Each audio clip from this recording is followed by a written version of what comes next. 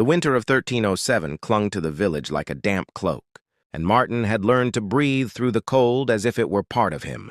Each morning, before the church bell rang, he rose from his straw mattress and crossed himself, whispering a prayer he half understood and fully believed.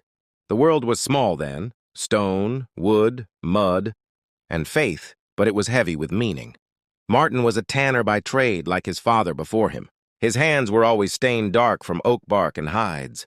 Rough as the river stones, he used to weigh them down. He did not mind the work.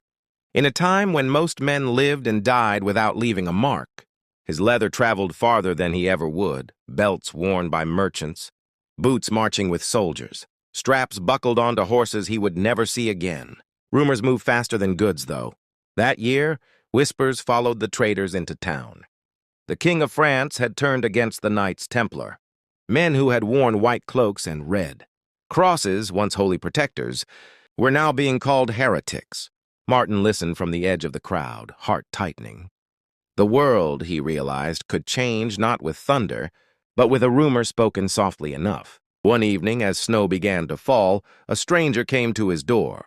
The man was thin, exhausted, and wore no insignia, yet his posture carried the weight of discipline. He asked only for water and a place by the fire.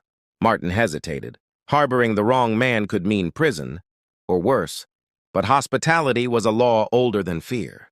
As the fire crackled, the stranger spoke little. Only once did he look up and say, "Remember me as a good man, not a condemned one."